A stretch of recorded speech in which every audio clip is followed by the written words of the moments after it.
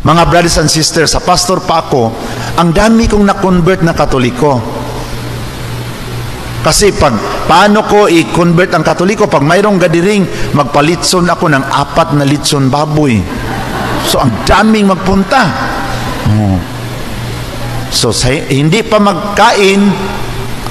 magkain, mag-preaching muna ako. So, yung ibang Katoliko, nasaktan sana, gusto mo uwi, pero nakita nila ang litson, kakain lang muna ako, no? Kaya wala rin sa aking isip na magiging Katoliko. Kasi ang aking kapatid, pastor, mayroon akong mga kapatid na mga pastora. Sa aming, ang aking tatay, preacher din, debater. So paano ka maka-expect na magiging isa kang Katoliko? Na ang aking nanay, diakonisa, aking tatay, debater. So, kaya kami, wala sa aming isip na maging isang Katoliko. Pero nag-umpisa ito sa isang pangyayari. In the year 2000, na habang naninira ako sa mga imahin ng mga santo, at yung doon ako sa imahin sa ating mahal na Birhen Maria, habang nakatingin ako sa kanya, I heard the voice in my heart, why you hate the image of my mother? Yung voice na yun palaging nagtatanong sa aking puso, lalo na kung ako na lang mag-isa sa kwarto, bakit galit ka sa imahin ng aking nanay? Yung unang-una, I resisted the voice. Tinig ito ni Satanas. Kay Satanas to, bakit hindi ipasira ang mga Diyos-Diyusan? Pero habang nag-isip ako doon, kay Satanas to, kay Satanas to. Mayroon namang minsan nagsabi, biglang pumasok sa aking puso, bakit? May nanay ba si Satanas? Napag-isip ko, tama, no, wala mang nanay. Paano magiging mensahe ito ni Satanas na why you hate the image of my mother, na wala mang nanay si Satanas?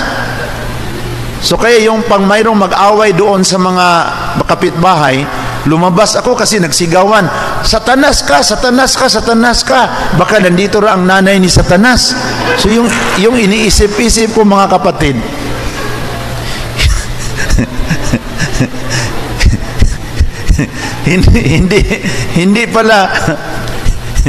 hindi pala magtugma sa aking natanggap na mensahe. Kasi yung iniisip ko talaga, seryoso sino kaya ang magiging nanay ni Satanas? Wala mang qualified. Kasi kahit pa mayroong mga sinisigawan doon na Satanas ka, Satanas ka, yung tinitingnan ko, kahit na Satanas talaga ang ugali nila, hindi talaga sila magiging qualified na magiging nanay ni Satanas. Until after a year of struggle, it becomes clear to my mind that the message I receive is not from Satan, but from the Lord Jesus Christ. So yung tinanggap ko na ang mensahe na yung galing sa ating Panginoon Jesucristo, doon ako nag-umpisa sa pag-discovery, pag-study sa ating mahal na Birhen Maria. At doon ko na-discoveryan na Mama Mary is the miraculous woman that entered into the intimate relationship of the Blessed Trinity. Milagruso na babae na pumasok sa pakikipagrelasyon sa Santissima Trinidad. Nagalak ang Ama sa kanya at ang kanyang sinapupunan ginawang tahanan sa tagapagligtas sa buong sanlibutan. Sabi ni Mama Mary, paano ito mangyari? Wala pa man akong asawa. Sabi ng angel, the Holy Spirit will come upon you and the power of the Most High will overshadow you. Doon ko na-discovery ang beauty sa ating mahal na Birhen Maria, na kung itakwil natin siya, hindi magiging masaya ang buhay ng ating Panginoong Hesukristo. Amen? Paano magiging kumplito ang kasayahan ko ngayon? Beer na ngayon. Alam niyo anong beer? September, October, November, December. Beer na ngayon.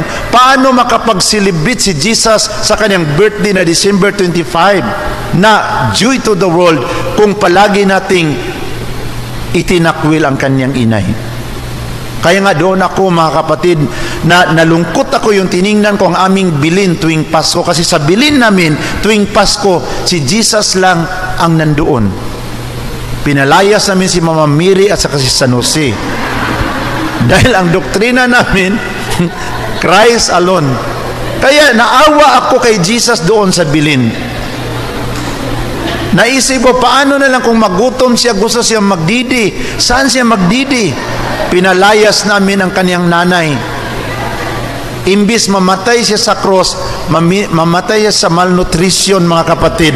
Hindi niya matapos ang kanyang misyon to die on the cross for our salvation. Kasi hindi siya napadidi, namatay siya doon kasi pinalayas namin si Mama Mary. Kaya ang ginawa sa aking tatay, linagyan ng baka at saka tupa. Para hindi naman isolated si Jesus doon sa bilin. Di na, pumasok man sa isip ko, baka iiyak si Jesus kasi nagutom na siya. Maghanap siya ng didi.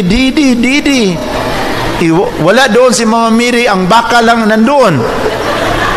Baka ang baka na lang ang maawa, siya na lang magpadidit. So, hindi na magiging breastfeeding ang ating Panginoon Kristo. Alaska milk nang nadidi niya kasi sabi pa nga ng Department of Health, dapat breastfeeding tayo, di ba?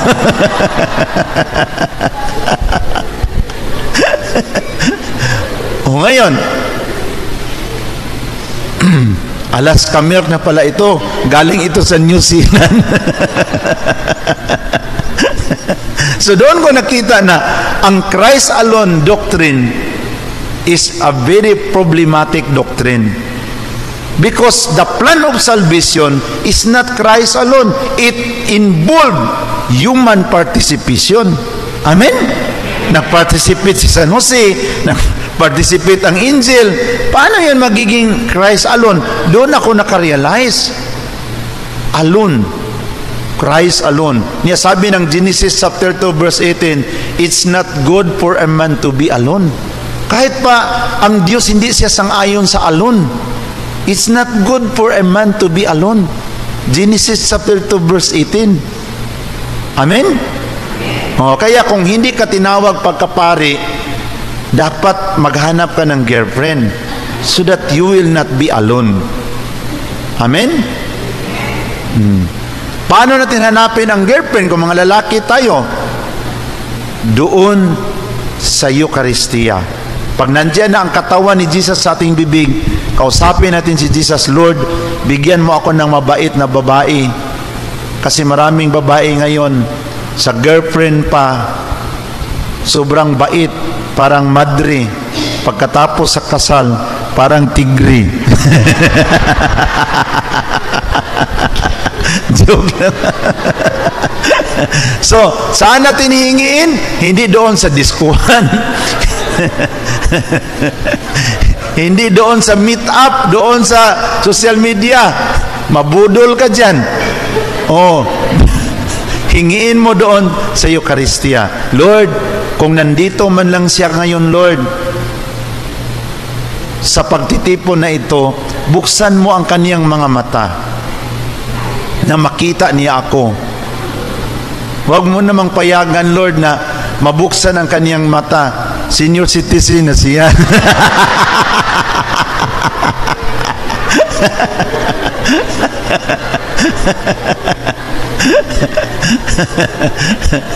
So I learned so much in the Catholic faith from being a pastor to the Catholic Church.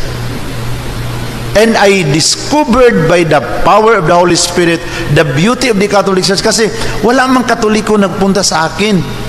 Kasi yung mga Katoliko, kapitbahay namin sa Cebu, takot sa amin kasi ang aking tatay, di bitter. Ang aking kuya, di bitter. Dalawa kong kuya, di bitter. Ang aking dalawang kapatid, mga pastora. Sinong Katoliko lalapit sa inyo? Pag ganun ka. Kasi ang Katoliko umiiwas ng gulo. Mga ibang sikta, iwasan na lang natin. Ngayon, synodality tayo. Dapat kausapin natin sila. Amen? Bro, may pag-asa pa ba na makabalik tayo sa Mother Church? Mayroon ring sagot, sorry bro, kasi superintendent ako dito. So, okay lang. So, ang sa atin, dito sa Katoliko, mga leapers, parating nanligaw. Pwede sagutin, pwede hindi. Amen? Huwag nating i-underestimate, wag na lang, wag na lang. Dapat magsalita tayo, manligaw tayo. Kasi tatandang binata ka kung hindi ka manligaw. Di ba? Dapat you open the communication. Kasi ang leapers, build relationship, build bridges, build families. Yun ang mission sa leapers. So, yun sa akin, bilang laiko na ngayon, marami akong mga experience sa Catholic Church. May mga area, accepted ka, may mga area na hindi. Bakit ako nakapag-persevere sa aking bilang evangelizers as a laiko? Because of the truth that this is the true church. Dahil sa aking nadiskubrihan na ito ang totoong simbahan, nanindigan ako. Kahit na may mga area na hindi pa ako kilala at hindi ako accepted, patuloy ako nanindigan na ipaglaban ang karangalan sa inang simbahan, ang simbahang Katolika.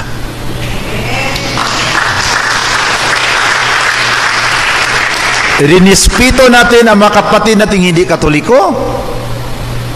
Iniwasan natin magsalita ng mga masamang salita. But dapat nating panindigan ang katotohanan. Kaya in my apostolate, sabi ko kay doktora, na galing pa ako sa Cagayan, galing pa ako sa Zamboanga, galing pa ako sa Iligan, nagbigay ng mga so karamihan kong mapuntahan, mga kapatid nating hindi Katoliko. Of course, ang kanilang mga doktrina, kami lang ang maligtas. Kung hindi ka aanib sa aming simbahan, hindi ka maligtas. Brad, kailan natatag yung sikta ninyo? 1943. Paano na lang yung namatay 1942? Siya, huminga muna siya ng malalim, gumanon. Pasensya sila kasi hindi pa natatag ang aming simbahan. Impierno silang lahat. Grabe naman yun. Pero kung mayroong mga reaksyon, huwag nating dibdibin. As a laiko, huwag mong dibdibin yung mga istorya na hindi kaligtas. Kayong Katoliko hindi paligtas, kami ligtas na. Brad, nabasa ko doon sa Revelation chapter 7 verse 14 na ang mga ligtas na nandoon na sa langit, nakadamit na ng puti. Nagtanong lang ako kasi bakit blue yung damit mo?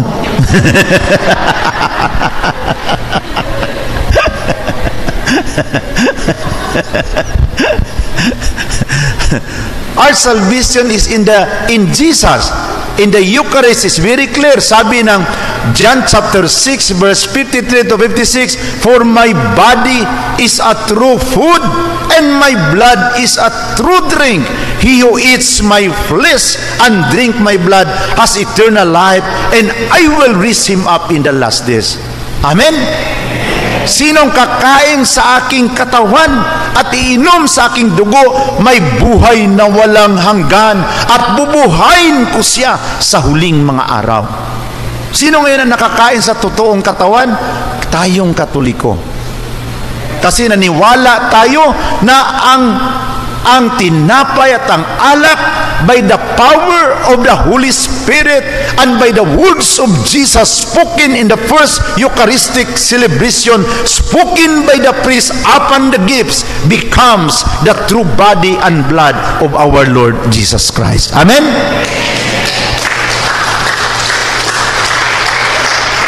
Not by our power that the bread and wine becomes the true body and blood of Jesus, but by the power of the Holy Spirit, nagiging totoong katawan. Kaya pag sabi sa pari, katawan ni Kristo, sabi natin, Amen. Ngayon, when I was a pastor, ang aming doktrina, hindi totoong katawan, symbolic. Kaya ang aming Eucharist, yung sliced bread ang aming hinahinati-hati. Kung maubos ang sliced bread, skyflakes ang aming pinakain. At ang aming alak is mango juice, pineapple juice. Yun ang aming pinainom. Yung tiningnan ko ang Biblia, nagnilay-nilay ako mga kapatid, ano ba talaga ang correct interpretation of the Bible? Nagiging totoong katawan or symbolic?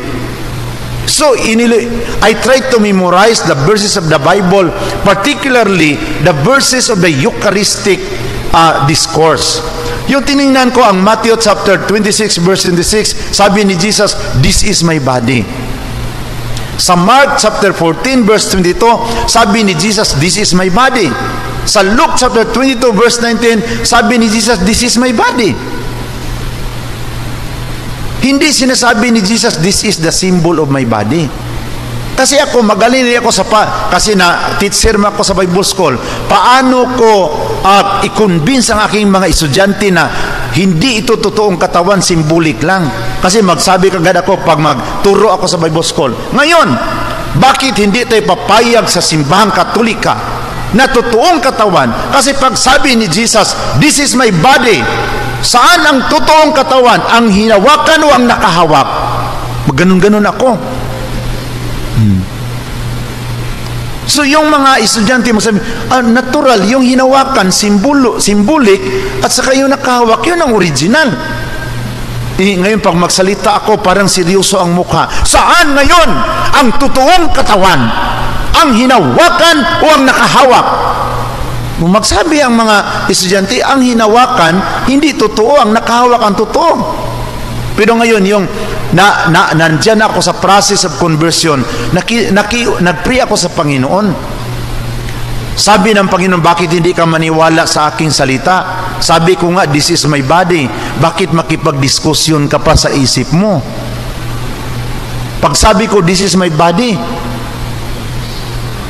accept it na totoo ang sinabi ni Jesus. Amen?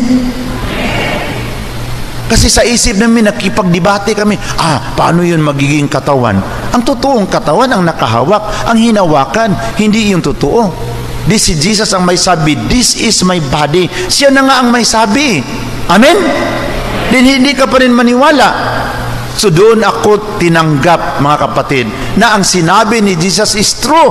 Pag sabi niya, "This is my body," believe it with faith na totoo. Hindi nagsinunggaling ang ating Panginoon Kristo. Totoo ang kanyang sinasabi na ang kanyang hinawakan ay katawan niya na magiging pagkain natin para sa buhay na walang hanggan. Amen? Kaya doon ko nakita. Kaya yung tiningnan ko, gumawa ako ng practical comparison. Kasi pastor ako Pumunta ako sa mga simbahan sa Katoliko, simbahan sa aming simbahan. Kasi nakatatag ako ng 8 kasimbahan. Doon ko napansin na, Lord, ang ganda simbahang Katoliko, ang daming mga ibon pumapasok. Din magpunta doon sa tabernakulo. Ang aming simbahan, kahit isang ibon, walang pumapasok. Lord, bakit ang ibon takot sa aming simbahan? Parang hindi nila feel na mayroong presensya sa loob.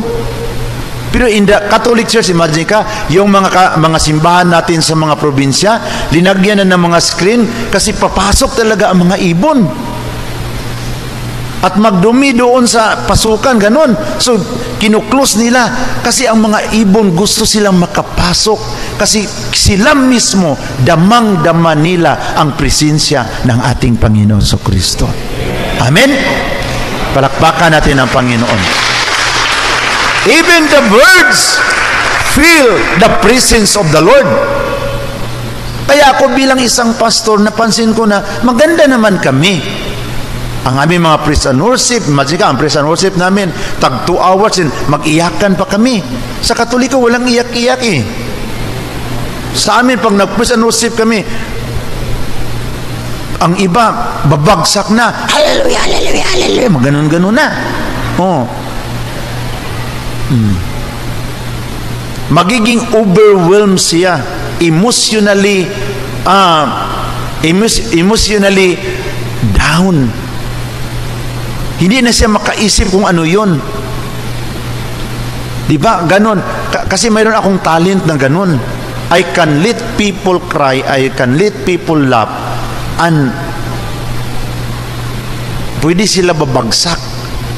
Pero ngayon, inisip ko yun, brothers and sisters, na dapat balance ang emosyon mo at saka ang intellect mo. Amen? Paano man yun na bumagsak ka dyan sa simbahang itinatag ng tao? Diba? So doon ko napag-isipan when I was thinking about my conversion. As a laiko ngayon, nakita ko how it is all about. What is the beauty of the Catholic Church? And kami rin, mga mabait rin kami mga pastor. Mabait rin kami. Pero nakita ko talaga ang kaibahan. There's still the presence of God in us. But the presence of God in the Catholic Church is triple. Especially in the tabernacle, kung saan nandoon ang katawan ng ating Panginoong Hesukristo. Amen? Palakpakan natin ang Panginoon. So, in my process sa laiko, I continue to share this throughout the Philippines. How I do it? Si Lord lang ang nakaalam. Paano ako palaging sumasakay ng eroplano sa buong Pilipinas, punta Northern Luzon, Southern Luzon, Central Visayas, pumunta pa sa ibang mga bansa. Mga kapatid, the Lord really opened the doors. At saka conversion, makita mo na hindi lang through social media, kasi mayroon akong YouTube at Facebook, hindi lang through social media ang paraan sa paggalaw ng Panginoon, kahit sa anong paraan. Pag narinig nila, ngayon marami ng mga pastor ang nagbalik loob sa simbahang Katolika. Amen? Palakpakan natin ang Panginoon. Ngayon, nagiging laiko na tayo. Napakalaking tinatawag transisyon. Paano ka mamumuhay bilang laiko na you are bound to obey the magisterium of the Catholic Church? Noon, you are a pastor, you can preach anything. You can go anywhere. Pero ngayon, pag mayroong mag-invitar, okay, pwede ko yun tanggapin, pero be sure to go to your parish priest and ask the permission of the parish priest. Then punta. Then, brother, okay, welcome kayo dito, pero mayroon rin magsabi na, sabi ni Father, hindi daw muna. Ngayon, kung wala ka talagang totoong pagmamahal sa simbahan at sa Diyos, masaktan ka talaga. Amen? Sabi ni Father, hindi daw muna. Sabi ni Bishop, wag. Pero meron namang sabi ng Obispo, okay, welcome. So as a laiko, mga kapatid, dapat ang obedience natin sa ating mga leaders. Yun ang pinaka-importante dito, na tayo, we ask permission kahit na sa mga officers ng mga kapilya, we will network, we will inform our presence kung saan tayo. Amen? Punta tayo sa lugar na accepted tayo. Huwag tayong magpunta sa lugar na hindi tayo accepted. So yun ang aking karanasan bilang isang laiko ngayon na namumuhay sa simbahang itinatag ng ating Panginoon. Amen? Palakpakan natin ulit ang Panginoon. Then, another discovery, no? The beauty as a laiko, how I discovered the beauty of the Catholic Church I discovered the beauty of the Blessed Virgin Mary in the plan of salvation. Second, I discovered about the beauty of the prayer to the dead. Nadiskubrihan ko, mga kapatid, na ang simbahang Katoliko lang ang nangaral na ating alalahanin at ipanalangin ang mga patay. So kaya parang nag-isip ako doon, ang ganda naman simbahang Katoliko, no? tuwing November 1, November 2, punta tayo sa mga puntod. Pero hindi kami pumupunta. Patay na yan. Hindi na yung kailangan. So yung mga patay namin noon, kawawa doon sa mga simenteryo, wala nang pumupunta. Kaya nga naisip ko na kung ako ang lolo ninyo, lumipat kayo sa ibang sikta, hindi na ninyo ako binisita sa aking libingan. Magpili na lang talaga kayo. Kasi na-miss ko na kayo eh. Kung hindi na kayo magbisita sa akin, ako na lang talaga ang magbisita sa inyo mamayang gabi.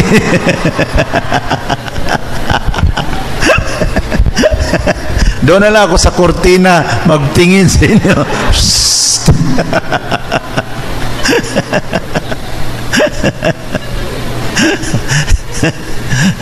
So, nakita ko ang beauty simbang Katoliko. This is the only church that teaches to remember and to pray for the dead. Kaya sa misa, palaging nakasali, remember our brothers and sisters who have gone ahead for the hope of the resurrection. Alalahanin mo ang aming mga kapatid na nahimlay. Pero sa amin, 3 oras praise and worship, ang patay hindi na inaalaala. Kawawa man na ang patay kasi last month sumasayaw pa siya dito. Pero ngayong patay na hindi na inaalaala.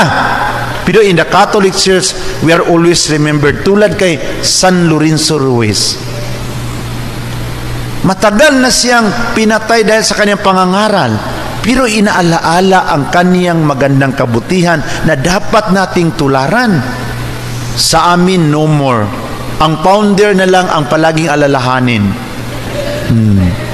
Pag birthday sa founder, dito ka agad. Kaya yung nag-isip ako tungkol diyan sa simbahang Katoliko, how beautiful is the Catholic Church. Mabait naman kami.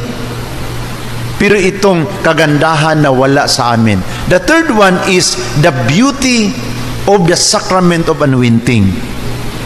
Na nakita ko nga ang Katoliko lang ang mayroong sakrament sa malapit ng namatay. Sa pastor pa ako, pag ang membro ko noon malapit na mamatay, sabihan ko lang, laban lang sis, laban lang. Sabi naman sa malapit ng namatay,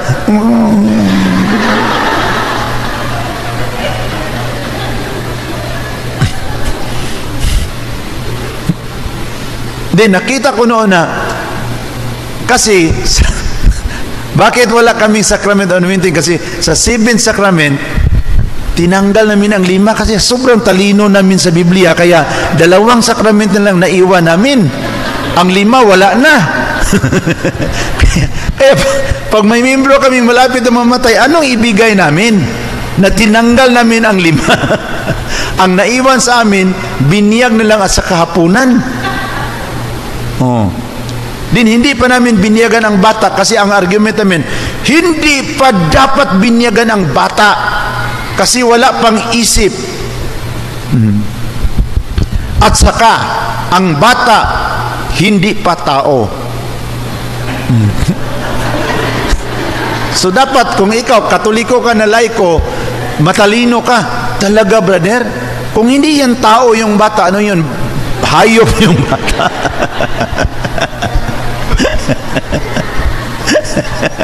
Ipa-joke-joke mo lang kasi synodal church tayo eh. Dapat magmanis tayo na hindi mag-away. Pag medyo napiko na siya, smile ka, brother, kalma lang tayo. Ganun ba? Pero at least yung patutsada mo mayroong epekto, di ba? So ngayon ang example, yung biik, yung baboy ba sa Bisaya, baktin man na, no? Baktin. Ang sama ng baktin, baboy na o di sa dili kay baktin. ano man yung biik, hindi pa yun baboy? Hindi, kasi biik pa yan. Ano yung unggoy yun? Tulad ngayon sa mga laiko, sa mga usap-usap doon sa sa community, tulad ngayon ang month of September, ang issue ngayon ang birthday ni Mama Mary. Bakit kayo nag-celebrate sa birthday ni Mama Mary September 8? Wala yun sa Biblia. Pag wala sa Biblia, mali yan.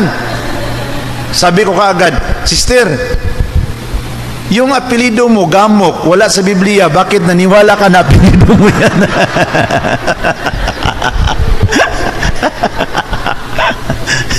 Sabi niya sa akin, mag-aral ka, mahiya ka. Sinabihan ako, mag-aral ka, mahiya ka sa sarili mo. Hindi, nagtatanong lang ako kasi sabi mo, kung wala sa Biblia, mali. Yung apelido mo, Gamok, wala sa Biblia.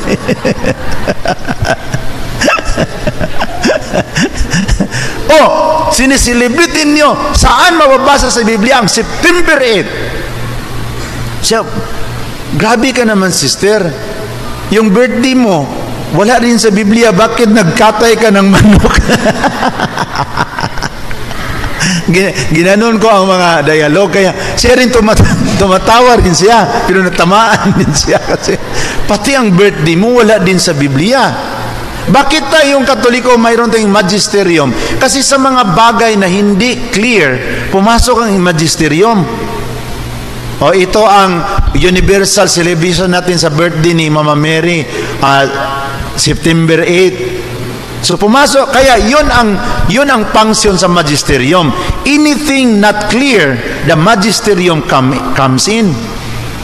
O ano, yung issue na, ano si Mama Mary, immaculate o hindi? So hindi clear, pumasok ang magisterium para magdesisyon, ito ang tama. That is the function of the teaching authority. Diba sabi ng Catechism number 882, the Pope, Bishop of Rome, and Peter's successor is the perpetual, invisible source and foundation of the unity, both of the bishop and the whole company of the faithful. For the Roman Pontiff, by reason of his office as vicar of Christ and as pastor of the entire church, has full, supreme, and universal power over the whole church, a power that he can always exercise unhindered. Kasi kung walang Santo Papa, gubot pata sa lukot. Kasi puro man matalino. That's why there is a teaching authority that regulate the movement of the charism of the faithful. Kaya naman nakiusap sa akin kagabi ang Panginoon. Sabi niya, magbigay ka daw ng 10,000. Ano ka, siniswerte ka, magbigay ako ng 10,000? So the teaching authority regulates, use its power to keep the harmony of the faithful. Kasi tingnan mo doon, punta ako sa Cagayan. Mayroon dito ang Katoliko nagsabi na, alam mo ba Denui, nakipag-usap si Jesus sa akin. Sabi niya, yayaman ka daw siya. Ha? Wala na nga akong pamasahe sa aeroplano, diniyaman ako. So mayroong mga ganon. So the teaching authority regulates. Ngayon, ako sa pastor pa, wala man kaming teaching authority. The Bible is the teaching authority. So kaya, kung anong interpretation ko, yun ang authority sa aking community. But in the Catholic Church, no. Because it is tripod. The tradition, the magisterium, and the scripture. Tulad sa ating bansang Pilipinas, mayroon tayong Supreme Court, mayroon tayong executive, ehekutibo, mayroon tayong legislative. Mayroong naggawa sa batas, Senate and Congress. Mayroong nagpatupad sa batas, ang Office of the President. Mayroong nagbigay ng correct interpretation sa batas, ang Supreme Court. Hindi, naintindihan ko noon sa pastor pa ko, hindi pala ibig sabihin na memorize ko ang Biblia, authority na ako sa Biblia. Kasi sa pastor pa ko, memorize ko yan. Genesis, Exodus, Leviticus, Numbers, Deuteronomy, Judges, Judges, Ruth, 1 Samuel, 2 Samuel, 1 King, 2 King, 1 Chronicles, 2 Chronicles, Israel, Nehemiah, Tobit, Judith, Esther, 1 Maccabi, 2 Maccabi, Tobiah, Nehemiah, Isra, Tobit, Judith, Esther, and Job, Psalms, Proverbs, Ecclesiastes, Song of Songs. Wisdom, the book of wisdom, Sirach, Isaiah, Jeremiah, Lamentation, Baruch, Ezekiel, Daniel, Hosea, Joel, Amos, Obadiah, Jonah, Micah, Nahum, Habakkuk, Sipanaya, Haggai, Sikaraya, and Malakay, Matthew, Mark, Luke, John, Acts, Romans, 1 Corinthians, 2 Corinthians, Galatians, Ephesians, Colossians, 1 Thessalonica, 2 Thessalonica, 1 Timothy, 2 Timothy, Titus, Philemon, Hebrew, James, 1 Peter, 2 Peter, 1 John, 2 John, 3 John, Jude, and Revelation. Grabe, hindi pala ibig sabihin na memorize mo ang Biblia, ikaw na ang authority. You are subject to the authority of the church. Kasi kung ako na ang authority, very dangerous. Kasi gagawa-gawa man ako na aking sariling doktrina para makuha ko ang simpatiya sa aking mga members. Pero tayo, simbahang Katoliko, we are advised to obey our leaders. Kaya as a laiko, I always submit to the proper authority of the church. When the authorities say yes, okay. When the authorities say no, okay. Kasi kung sa atin yan, sa atin rin talaga yan. Amen? Palakpakan natin ulit ang Panginoon. The next one, I discover that the Catholic Church is responsible why we have the Bible today. Yun ang aking na-discover. Kasi noon sa pastor pa ako, ganito ako mag-preaching, mga kapatid, basahin natin ang Biblia at ipamuhay natin ang Biblia, ang nakasulat sa Biblia, para magkaroon tayo ng kaligtasan. Mayroon biglang matanong, Pastor, excuse me, sinong gumawa sa Biblia? Hindi na kailangan malaman natin sinong gumawa sa Biblia. Ang importante, binasa natin ang Biblia at isinabuhay natin ang nakasulat sa Biblia. Hindi na kailangan na magtanong-tanong ka pa sinong nag-compile sa Biblia. Kasi kung magsagot ka, Katoliko pa lang nag-compile sa Biblia.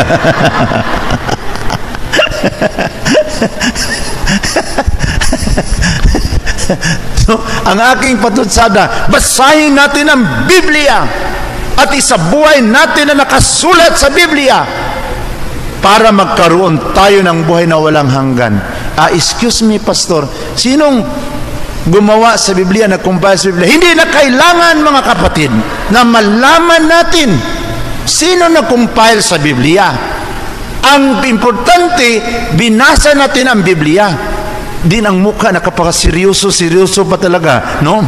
At sinabuhay natin ang nakasulat sa Biblia. Kasi yung tiningnan ko sa history, Katoliko talaga ang responsable para magkaroon tayo ng Biblia. Amen? Sabi ng Catechism of the Catholic Church, number 120, it was by the apostolic tradition that the church discern which writing are to be included in the sacred scripture. The complete list is called the canon of the scripture. We have 46 books in the Old Testament, 45 if we count Jeremiah and Lamentation as one, and 27 in the New. So it was by the apostolic tradition. It was the Catholic Church na nag-exert ng effort para magkaroon tayo ng Biblia sa ating panahon ngayon. Amen? Then, yung nabasa ko ang sulat ni Martin Luther, pastor pa ako noon. Sabi ni Martin Luther, sa kanyang sulat, Martin Luther's Work and Writing, Volume 14 and 16, Martin Luther says, we concede what the Catholic Church says is true, that the papacy has God's Word and the office of the apostles, that we receive the Bible from them, the sacrament and the pulpit. Si Martin Luther, ang ating minamahal na kapatid, na nagbigay ng inspiration to read the Bible, concede that the Bible we receive from the Catholic Church. So yung nabasa ko yun, mga kapatid, ito ang nagbigay sa akin inspirasyon na saliksikin ang katotohanan. And in October 4, 2007, I made my decision to be baptized and converted to the Catholic Church. The first pastor in the Archdiocese of Cebu converted to the Catholic Church. Yung nagiging Katoliko na ako, pumunta ang maraming pastor. Ano ka ba? Binayaran ka ba? Sabi ko, ano ang ibayad nila na barya lang yung linagay nila sa sibot? Din paano nila ako bayaran?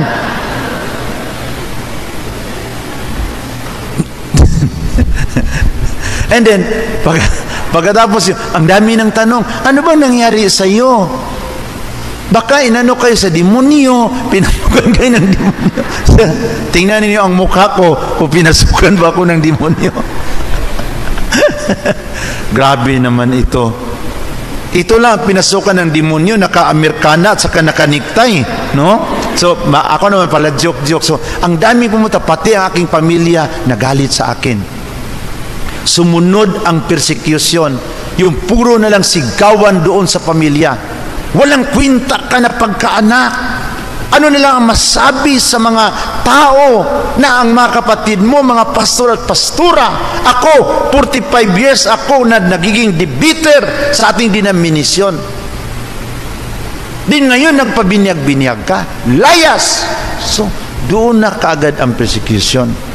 At yung lumayas na ako, no? Kasi sabi nila, pag hindi ka maglayas dito sa facilities, we will go to court. My family and the leaders of my community. So, alam ko naman na ang lahat doon ng mga property, hindi, kahit na ako ang founder sa kanila, yun eh. Pira nila yun, di ba? Contribution nila. So, sabi ko, yung doon na kami to ilibit the case na sabi ko sa aking mga leaders na, wag na lang ninyong iilibit ang kaso kasi I'm not interested with the property. Iwanan ko to lahat. Ang akin ngayong hinahagad na makabalik ako sa simbahang Katoliko. Sa iyo na yun lahat. So, wala akong dinala kahit isang kusing. Yung mga property, sinauli ko, pumunta ako sa Mindanao, yung mga area na hindi pa na-transfer sa simbahan namin, sinauli ko yun sa doon sa kanila, para walang gulo. So, doon ako nag-umpisa sa isang buhay na sobrang hirap, nagtanim-tanim na ng mga gulay at mga tangad, mga kapatid. Itong aking hinapay na parang Jose Rizal, nagiging Bonifacio na mga kapatid. Sa kalukdo-lukdo ng tangad at saka mga sabi ng mga taga-merkado, hindi ko lang isabi kung saan sabi ng taga-merkado, Pastor, ano nangyari sa iyo? Ang ganda simbahan ninyo, mayroon kayong mga scholarship, nagsuporta kayo ng mga bata galing sa Amerika, bakit ka nagtinda ka na lang ng mga gulay? Tsaka si sister, nabinyagan ako sa Katoliko last month eh.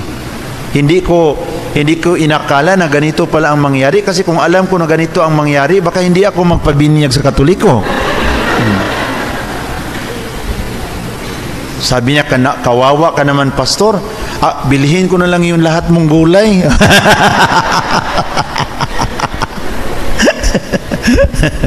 So, dumaan ako sa grabing pagsubok. Yung doon ako, buti na lang ang aming pag magsimba ang aking mga magulang, mag-start ng pagsimba is 8 to 12 man. So yung doon sila simbahan, uwi ako sa bahay, kain ako doon todo. Kasi kung ang misa sa taga-ibang sikta, pareho pa sa Katoliko 1 hour, wala akong panahon makakain doon sa bahay kasi balik ka agad. So half day, doon sila. So during my suffering, doon ako naka-learn to pray the rosary. Na kung tayo pala ay manalangin palagi sa Santo Rosario, makalimutan natin ang mga mabigat na problema sa ating buhay. So doon ako ay began to go deeper the mysteries of the Holy Rosary. Nalaman ko yung crisis noon, yung mga heresy noon, na bakit itinuro ni Mama Mary kay Saint Dominic ang pagrorosaryo. Parang umiiyak ako doon yung tinignan ko ang history. And then yung digmaan sa Lepanto na sabi ng Santo Papa na wala tayong kalaban-laban sa ating kaaway. This is the coming darkness of the history of the church. Ang parating na kadiliman sa kasaysayan sa simbahang Katolika. Kaya habang na makipaglaban ang ating kasundaluhang Kristiyano, dapat tayo ay hihingi sa mahal na Birhen Maria na hingiin niya sa Santissima Trinidad na magkaroon tayo ng victory para maisalba ang simbahan laban sa ating mga kaaway. And in October 7, 1551, no? In October 7, 1571, they prayed the Holy Rosary, and it was announced in 4 p.m. that the Christian forces becomes victorious against the enemy. Kaya doon ko parang tininan ko yung mga pangyayari, kasi by details ang pagbasa ko sa kasaysayan, umiiyak ako. At lumiit ang aking problema na nandoon na ako nakatira sa bahay kubo. Naisip ko na, ang liit-liit lang pala sa aking problema. Nagbibinta lang ng mga gulay. Mas malaki yung problema nila kasi ang buong simbahan ang masisira. Doon ako na pumasok sa aking isip, kung nanalo sila sa digmaan na yun, October 7, 1571, ako naniwala na sa sitwasyon ko ngayon, na wala na akong pamilya, wala nang kumikilala sa akin kasi nagbibinta na lang ng mga gulay, alam ko na mananalo ako sa paghihirap sa buhay na ito. Then habang doon ako, I learned the mysteries of the Rosary. Doon ko nakita na lahat pala sa Rosaryo, sa Holy Rosary nandiyan sa Biblia.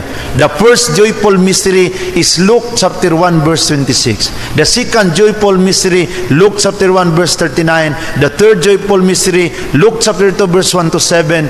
The fourth joyful mystery, Luke chapter 2 verse 21. The fifth joyful mystery, Luke chapter 2 verse 31. Nakita ko lahat na lahat nandiyan sa Santo Rosario nakasulat sa salita ng ating Panginoong Diyos. Kaya habang ay good deeper doon sa praying with Mama Mary, nagkaroon ako ng lakas. And after 2 years, hindi ko alam ang mga pangyayari. Habang ako doon magpunta sa bahay, palagi, ano naman ngayon, Katoliko ka na? Ha? Yung doktrina ninyo na si Birhen Maria dinala sa langit, sabi na aking tatay, saan yun sa Biblia mababasa na si Maria dinala sa langit? Sabi ko, tay, sa Biblia mababasa, Luke chapter 22 verse 43, ang magnanakaw dinala sa langit. Kung dinala sa Panginoon ang magnanakaw, walang katuwiran na hindi niya dalhin ang kanyang nanay, kasi insulto yon. Dinala niya ang magnanakaw, hindi niya dinala ang kanyang nanay. Sabi niya, mali ka talaga. Walang mababasa sa Biblia. Walang mababasa sa Biblia na dinala si Mama Mary sa langit. Pero kung dinala ang magnanakaw sa langit, walang katuwiran na hindi kayang dalhin ni Jesus ang kaniyang nanay doon sa langit. Kasi kung ako si Jesus, kung dalhin ko ang magnanakaw, bakit hindi ko dalhin na aking nanay? Ikaw daw, tay, kung ikaw si Jesus, sinong unahin mo pagdala? Ang magnanakaw? Wala yun sa Biblia. Hindi. Nandito yun sa Biblia.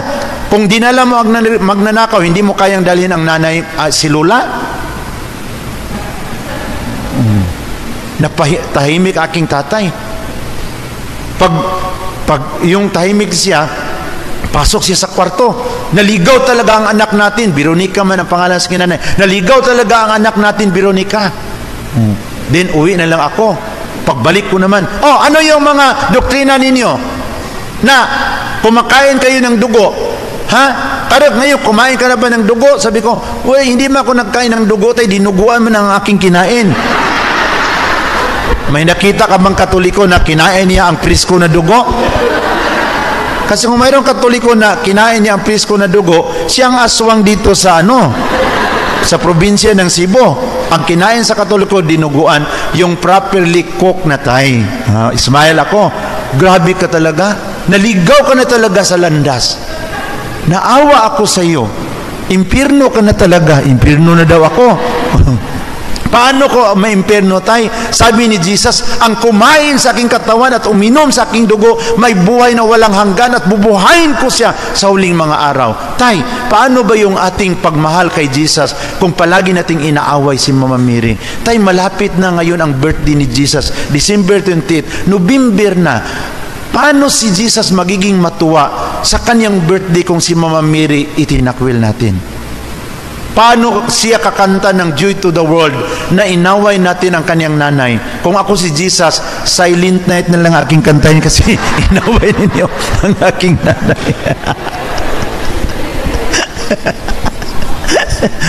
Alam niyo mga kapatid, sa palaging namin, pag uwi ko na sa aking bahay kubo, ang nanay ko pala ang unang na-convert, Basilio. Tama man yung sinabi sa anak natin na kung mahal natin si Jesus, irespeto natin ang kanyang nanay.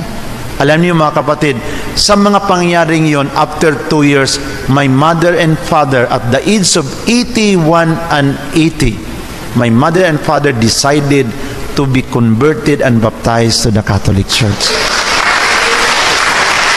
Bininyagan sila sa isang obispo, bininyagan, kinumpirmahan, then nagkumpisal, kasi dapat obispo ang magkumpisal sa obispo, kasi grabe kalaki ang kasalanan nila na nanununog ng mga imahin.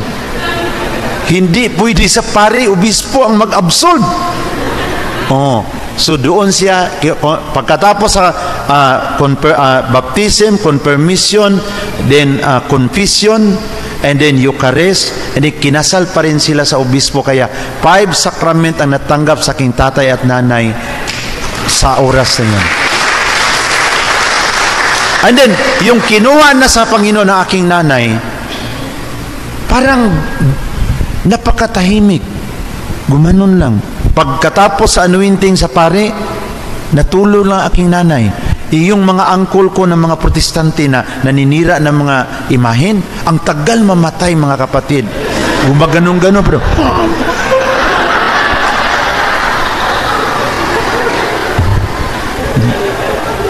sabi ng mga anak, kung ganito ang sitwasyon, mas una pa kaming mamatay.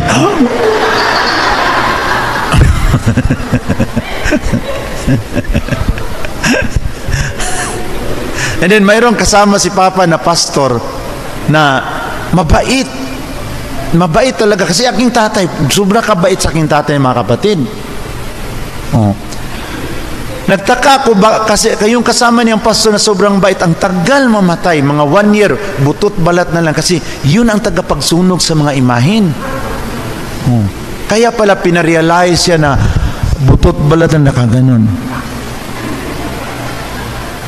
Alam niyo mga kapatid, mayroong mga tao doon, di ba? Di ba, marinig niyo sa probinsya, mayroong magsabi doon na baka yung mag-imbita na lang kayo ng pare. Baka pare ang hinihintay. When I was a pastor, palagi ako may membro magpunta na, Pastor, good morning. Siya, siya, Pastor, magpaalam kami sa iyo ba? Kasi si Lula, mga 1 year na yung nakabidridin. Sabi ng aming auntie na Katoliko, magpabisita doon ng pare. Din, marinig ko lang doon mga kapatid na pag ma-anoint na sa pare, natulog lang. Din ako napansin ko pag magbisita ako sa aking mga membro na nag-agaw buhay, para man silang masyak.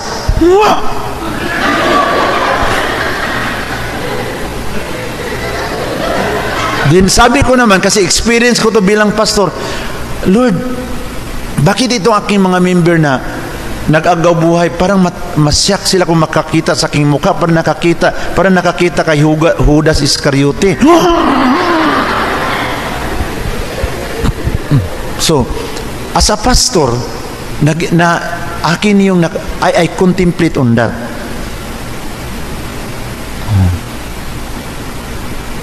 Then yung pastor pa ko, kasi very early ako nag-preaching, 16 years old, nag-preaching na ako. Pagka 19 years old ko, pina-hold na ako ng kongregasyon.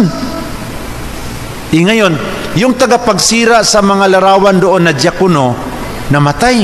sabi ng wife, "Pastor, punta ka dito ngayong gabi kasi wala na talagang nagbigil kasi na si kuya mo." "Bakit siya, "Nakakatakot ang mukha." So pumunta ako, nakadala ako ng Biblia. Pagtingin ko doon sa kabaong, nakaganon man doon. Sabi ko nga, ako rin natakot din ako. So,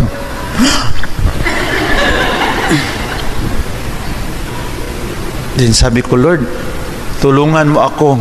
Kasi muntik ako makatakbo, mga kapatid, sa nakita ko. Kasi 19 years old, matakutin pa yung 19 years old So, sabi ko, "Lord, tulungan mo ako, Lord." Kasi alam ko, kasi aking mga member nandoon, tulad sa inyo, nakaupo sa mga upuan, alam ko, Lord, kung tatakbo ako ngayon, itong mga member ko mag-stampede dito doon sa pintuan. Sigurado yung mga bag nila iwanan pa yun sa katatakbo. Kaya Lord, tulungan mo ako, Lord, na bigyan mo ako ng tapang na hindi ako matakot. Kasi alam ko, kunting kibo ngayon, magtakbuhan itong mga member ko. So, yung mga experience ko, mga kapatid, during that time, sabi ko, "Lord, thank you so much na pinili mo ako." Sabi ko, "Lord, ang sayang naman, napa-approve ko na sa Securities Exchange Commission ang aking sikta. Hayahay na sana ang buhay ko ngayon.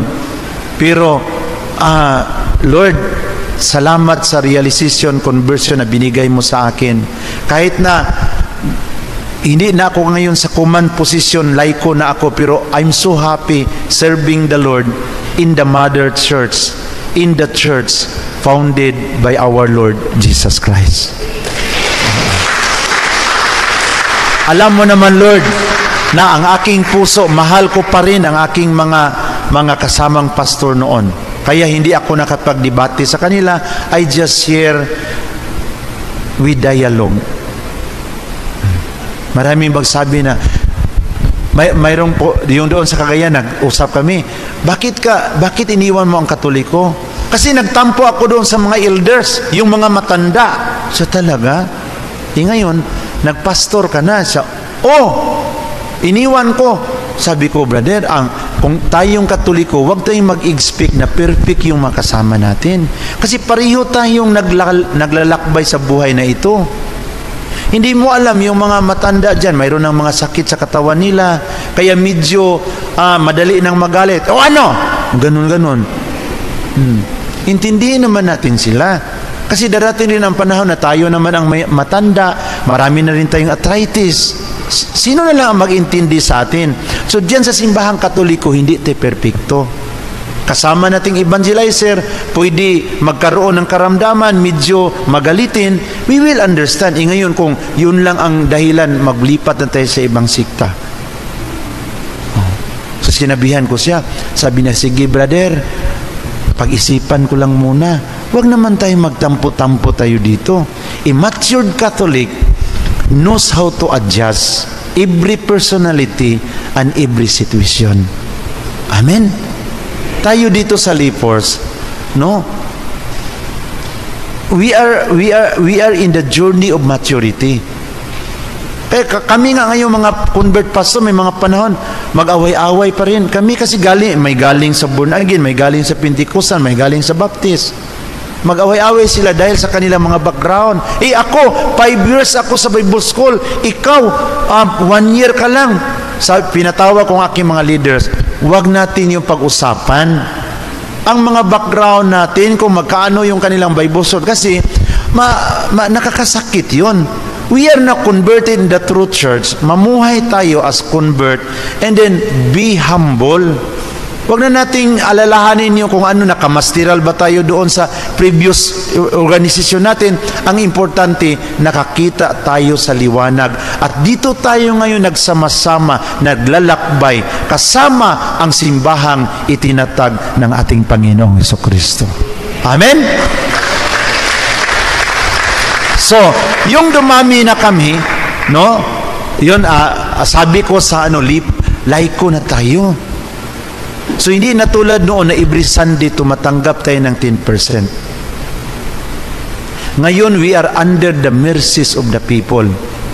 Kaya ang aking idea, mga kapatid, kung wala na talagang pira, pag mag-attend ako ng misa, nandyan na sa aking bibig ang katawan ng Panginoon, doon ako magsumbong kay Lord. Lord, wala na akong pira. Then mayroon pa akong mission papunta sa General Santos. Then wala na akong pira, Lord. Wala namang maniwala sa akin na wala akong pira kasi palagi ako naka-Amerikana, naka-necktie. Sinong maniwala sa akin na wala akong pira? Kaya ikaw na lang yun ang aking takbuhan, Panginoon. Amen? Doon ka, habang nandyan ang katawan sa Panginoon, kausapin mo siya. Lord, bigyan mo ako ng pira. Darating yung panahon na parang sasagot si Lord, magkaano? Ang sagot mo, pamasahe lang, Lord, pang snack. Ibigyan ka na pamasahe ng pang snack. Pero kung hihingi ka ng malaki, yung ikaw lang nakaalam, 1 million. Huwag mong lakasan kasi kung makarinig yung nakaupo sa tabi mo, mag-react yun. Ambisyoso ang babaeng ito, 1 million. Saan siya maghanap? Isabi mo kay Lord, secretly. Amen? Di pagsakay ko ng eroplano, mag-rosary ka agad ako, mag-chaplit. Lord, alam ko, Lord, sasagutin mo na ako kasi malapit na ako sa iyo. Nandoon ako sa eroplano, mga kapatid, di ba? Every time ay nandiyan na ako sa eroplano, barko, o nandyan sa bus, mag-rosary ka agad ako.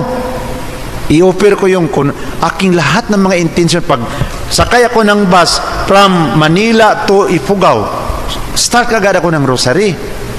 Ulit-ulitin ko yung rosary kasi ilang oras papunta doon. Hindi naman pwede magbasa ka ng Biblia kasi maano yung nakagano na tumatakbo ang baso, mag-rosary ka. Amen? Or mag-chaplet sa Divine Mercy din. Offer your all intention. I learned that. And then, doon ka makipag-usap sa Panginoon sa Blessed Sacrament. I-lift up mo yung mga tao na pinaplano mo na i-evangelize mo. I-lift up mo doon. Banggitin mo yung pangalan nila. No? Punta ako sa Iloilo. Punta ako sa Coron. Galing ako sa Coron. Doon sa Kulyon. Yung mga lepers na nakatira. I was there for 10 days. Yung mga lepers doon. Ngayon, gumaling na sila kasi mayroon ng vaccine sa mga lepers. So, lepers free na ang Kulyon. So doon na makapasok na tayo doon. At saka doon ang mga tao grabe makinig sa salita ng Diyos. Dahil gumaling sila. Galing ako doon, mga kapatid. Nagbigay ng searing of my conversion. Kasi marami ring mga pumunta sa ibang sikta. With love and compassion, with a spirit of synodality. With smile, no? Pero kami mga pastor, magalitin kami kasi alam ko na yung ugali namin. Mali ang sagot mo. Pero ako doon, pastor, wag mo akong turuan sa aking sagot. Kasi hindi ko kayo tinuruan sa tanong mo.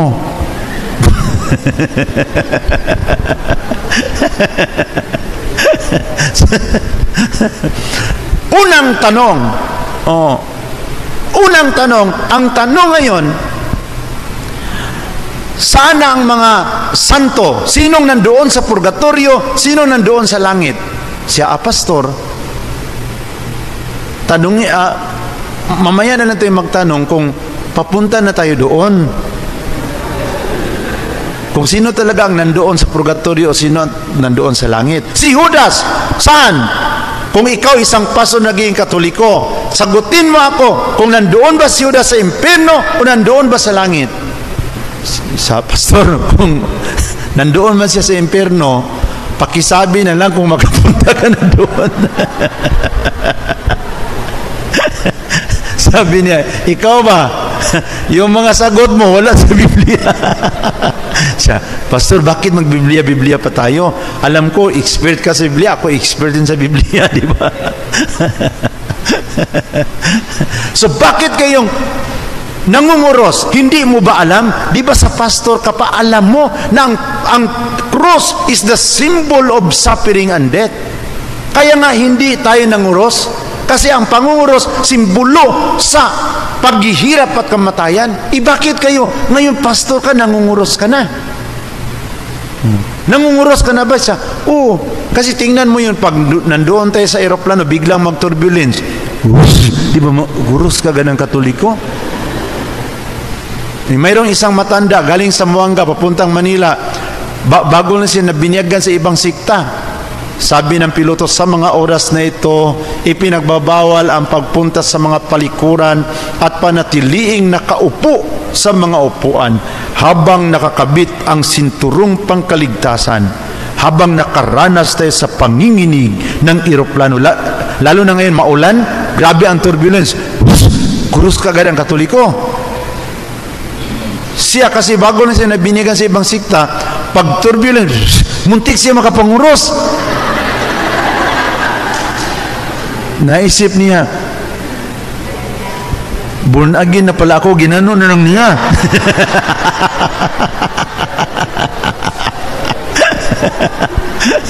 So,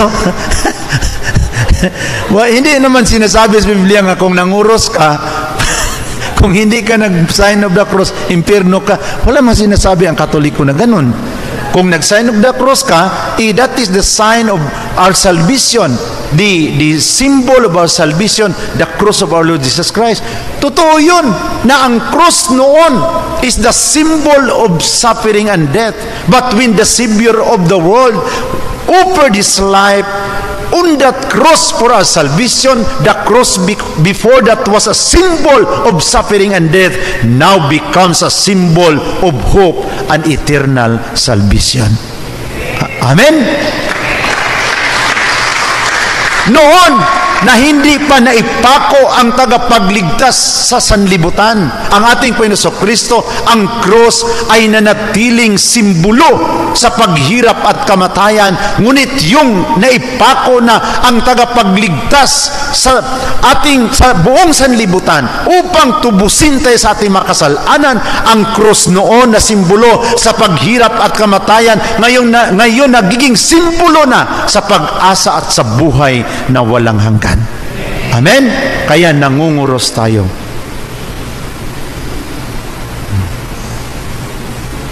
So sabi niya, bakit yung may nakita akong aking kapitbahay na Katoliko, sabi mo kung ganun, simbolo sa kaligtasan o pagpalaya sa demonyo, di ba sabi mo kayo na, bakit yung nakita ko yung kapitbahay namin Katoliko, pagtingin niya sa kabaong, sa patay, nangunguros siya, ibig ba sabihin, demonyo yung patay?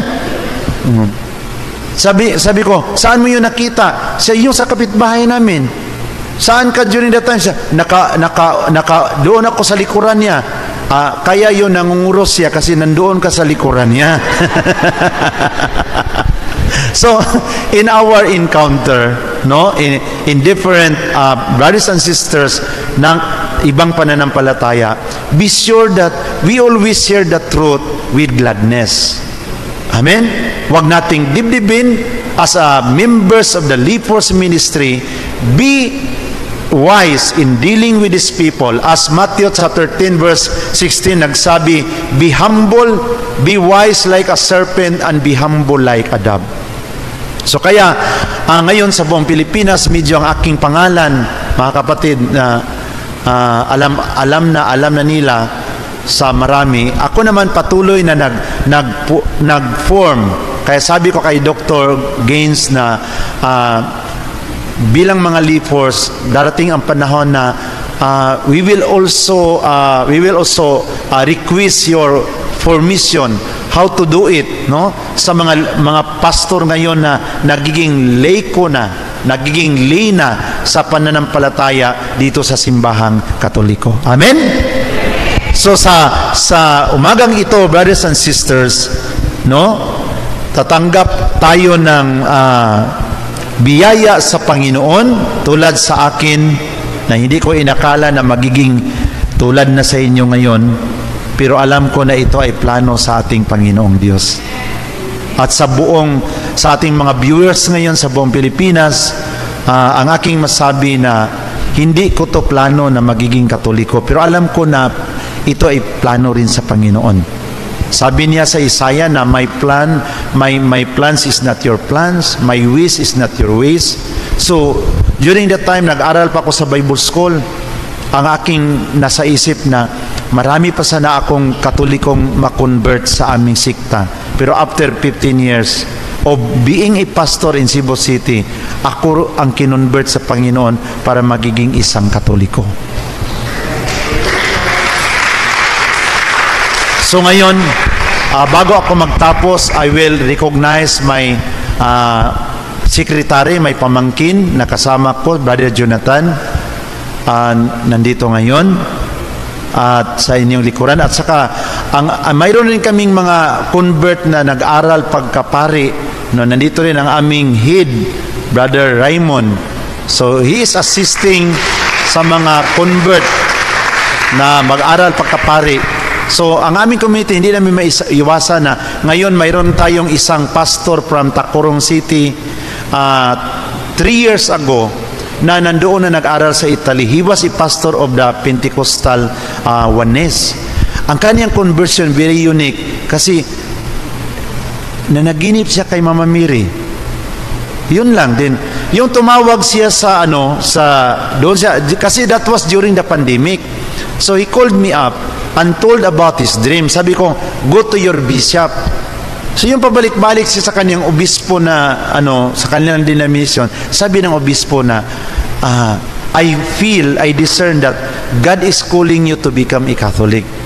Sabi ng kanyang obispo. So naghingi siya ng advice. Sabi ko, punta ka sa parokya sa Tacurong City, maghanap ka ng parokya, din makiusap ka sa pari para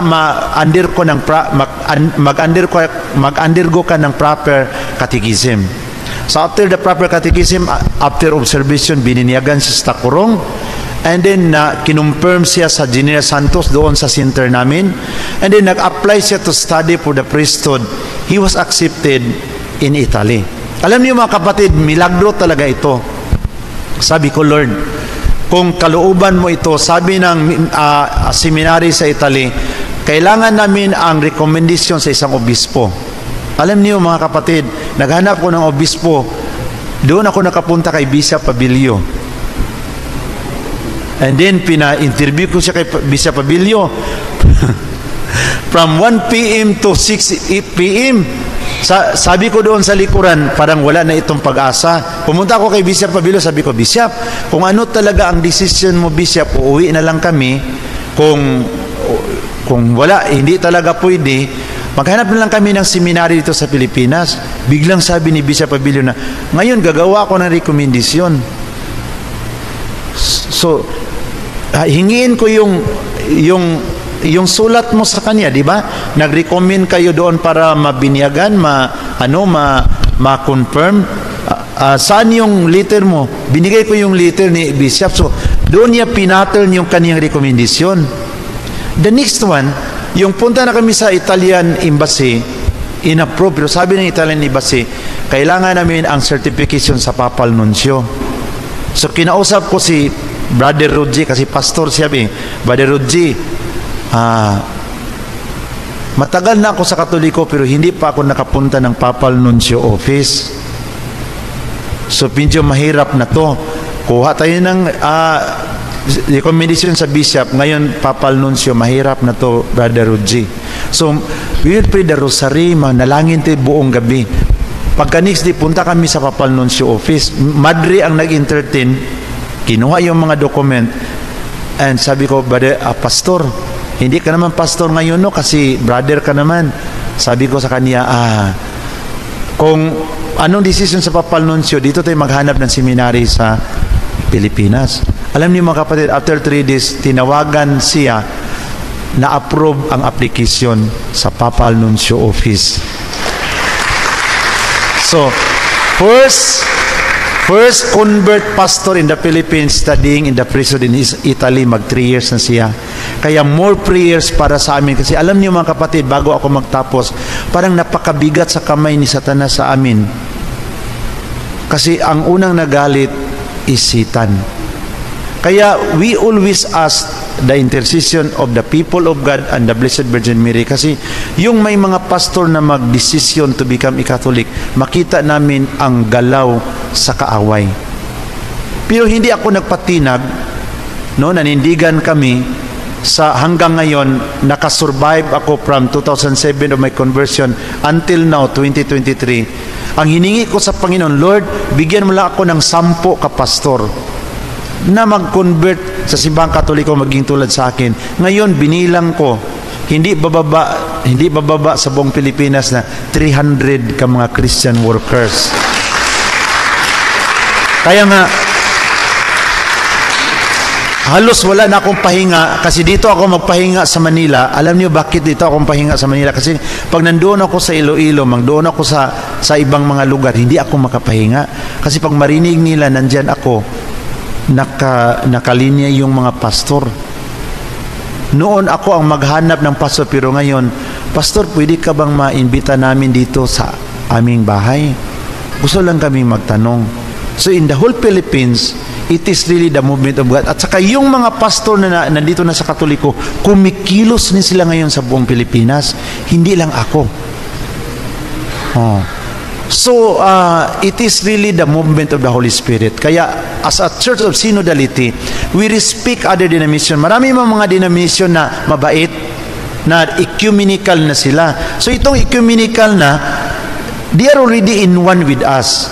Pero itong mga tinatawag nating mga not member of the ecumenical, mga bagong sikta, yun ang kailangan natin ng more prayers for the guidance of the Holy Spirit and the guidance of the magisterium of the church. Kasi ang itong lahat sa akin lang is the movement of the Holy Spirit. So as I end this talk, I will invite you for a short prayer for the conversion of the world. Not only other denomination would be converted, pero tayong lahat magiging converted tayo sa kalooban ng ating Panginoong Diyos. Yung sinasabi ko kaina, kung totoong mahal natin ang simbahang Katoliko, bakit yung sinabi ko sa aming mga kasamang pastor, hindi naman maganda, di ba na noon nagtatides tayo, pero ngayon na dito tayo sa simbahang Katoliko, i-stop natin? Di ba sabi natin, nakita natin ang liwanag? Bakit hindi na natin kayang gawin ngayon ang ginawa natin noon? So, kaya sa amin, we continue to give 10%, not because we are obliged, but because it is out of love and compassion to the ministry of the Lord. Paano makagalaw ang ating ministries, apostolate, sa ating mga pastors, sa ating dioceses and parishes, sa ating mga community, kung hindi tayo committed when it comes to financial responsibility? So kaya as we end this talk, brothers and sisters, I will invite you to pray for the conversion, not only those outside of the fold, but also to all of us to become converted, becomes more generous and obedience for the sake of the gospel of Jesus. In the name of the Father, and of the Son, and of the Holy Spirit. Amen. While listening to Brother Noe at the back, I was actually happy. Kay klaro kaayo nga Bisaya siya. No? Nalipay ko. It's difficult to translate, no? Because, but my dear sisters and brothers, aside from Brother Noe's being Bisaya, I'm so glad that he actually gave us a very existential and real example of life's journey. At ito naman yung ginagawa natin sa Katolikong Pinoy. Pinagsasama natin lahat-lahat ng klaseng paglalakbay natin. Dahil sa bawat isa sa atin ay mayroong itinuturo ang Diyos. At ang bawat isa sa atin ay visual aids, hindi nga lang visual aids, kung hindi exhibit ng Panginoon kung paano minamahal ang bawat isa sa atin. I am wearing the red stole, and I'm sure you also noticed in our opening prayer the reason why Because today we also celebrate the memorial of two great saints. Isang Pope, si Saint Cornelius, at isang obispo, si Saint Cyprian of Carthage sa Africa. Sila po'y nabuhay noong mid-13th century, noong around 250. Doon nabuhay ang dalawang ito. And we can imagine kung ano ang sitwasyon ng simbahan noong mga panahong ito. Ito yung mga panahon na ang simbahan ay wala pa sa mga ganitong maliliwanag na simbahan. This is the time of the church when the church survived and existed as a persecuted church. Ang misa, hindi sa napakagagandang altar, kung hindi nasa ilalim ng mga catacombs sa Roma. Hindi mabango dahil maraming insenso.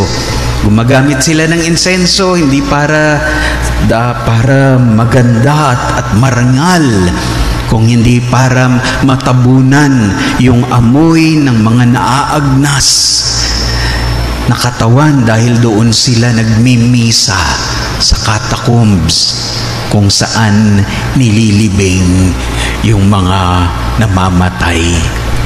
That was the situation of the church back then. Kaya po, idinarangal natin ang dalawang ito. Dahil sa kabila ng mahirap na pinagdaraanan ng simbahan noong panahong yon, sila po ay nagpatotoo sa katotohanan ng Diyos. Sila po'y nagpatotoo sa pagliligtas ng ating Panginoong Hesukristo. Sila po'y nagpatotoo sa ating pananampalataya. It was during the time of Emperor Decius that the Pope Cornelius was martyred.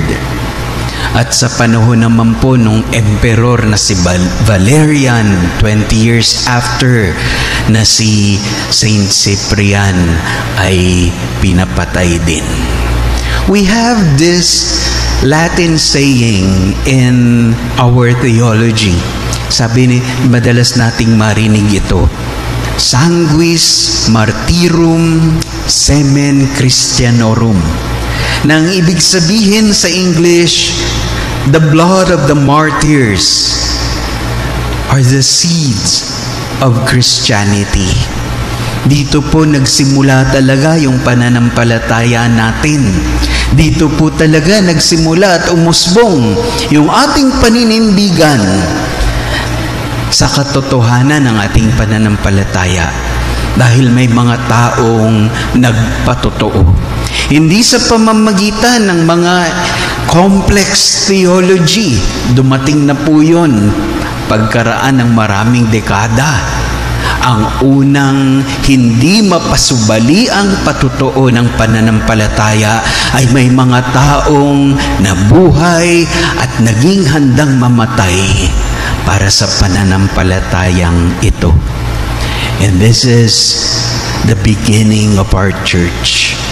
From the very excellent model of martyrdom that we have, that symbol of the cross.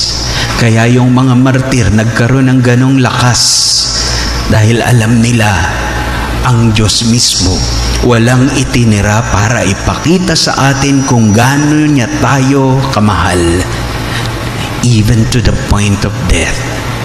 That was His own testimony to the revelation that He has given us to reveal the Father's love for all of us.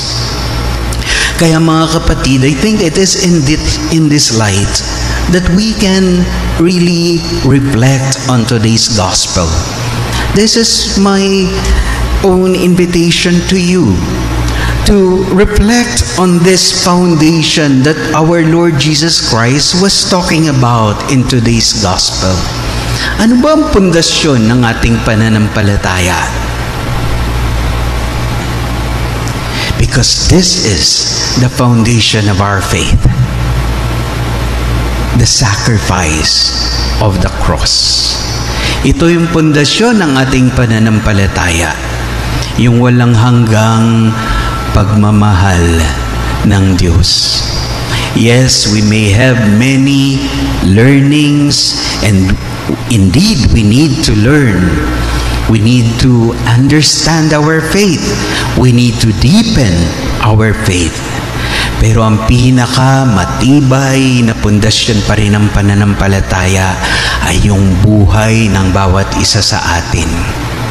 Dito sa buhay na ito, maaaring malito tayo if we are only basing our faith on concepts and theologies and all these doctrines. Sana may mas malalim pa tayong pundasyon. We can get discouraged dito sa buhay natin ng pananampalataya dahil marami naman talaga tayong pinagdaraanan sa buhay nating personal, sa buhay ng ating mga pamilya, sa buhay ng ating mga ministries and apostolates, sa buhay ng ating community, baka sa buhay ng ating mga parokya. Meron itong tinatawag ng ating Panginoon that floods may come. Sometimes earthquake may come, water may burst. This church, this institution, this ministry that we are having, pag ang pundasyon natin hindi mas malalim, pwede talaga tayong matinag. That's why, my dear sisters and brothers, I hope what we are doing now is a kind of retrofitting of our foundation. Napakaganda nung ginagawa ng mga engineer, no? Na paminsan-minsan when they check buildings at nakikita nila na medyo mahina ang building na ito, what do? They retrofit. Pinapatibay uli. Hinuhukay nga minsan uli yung pundasyon, tapos nilalaparan lalo, pinapakapal. And that is what we are doing now. Diba? Tuwing meron tayong Katolikong Pinoy, we are retrofitting our foundation. Kasi paiba-iba yung pinagdaraanan natin sa buhay. Paiba-iba yung ating mga bagyo at baha na hinaharap sa buhay na ito. Iba-iba rin yung pundasyon natin. Kaya napakagandang marinig, no? Yung mga kwento ni Brother Noe at yung kwento ng marami pang mga dating pastor. Naghanap ng Diyos, nakakita ng Diyos, pero nakita pa rin nila na mayroon pa palang ibang imbitasyon sa akin ng Diyos. No? Nakita nila yung pinagdasal natin kanina, tapos parang nagkataon, no? Brother Noe, that is the same prayer we did sa ating opening prayer nung sabi natin, may these two saints, Saint Cornelius and Saint Cyprian, help us to attain the unity of the Church of Christ. Mga kapatid, this morning, I hope that is precisely what we get and what we are bringing with us, what we are bringing to our own communities and parishes. Yung katotohanan, ang bawat isa sa atin ay naglalakbay sa buhay na ito. Pero ang bawat isa sa atin ay hindi lang naglalakbay, kung hindi tagapagpalakas ng bawat isa. Ang bawat isa sa atin ay hindi lang naglalakbay, kung hindi liwanag sa paglalakbay ng bawat isa. Through the inspiration of the saints, especially Pope Cornelius and Bishop Cyprian, nawa ang pundasyon ng ating pananampalataya ay patuloy na tumibay habang hinaharap natin ang patuloy na pagsubok ng mga panahon. Let us now rise and let us present to the Lord our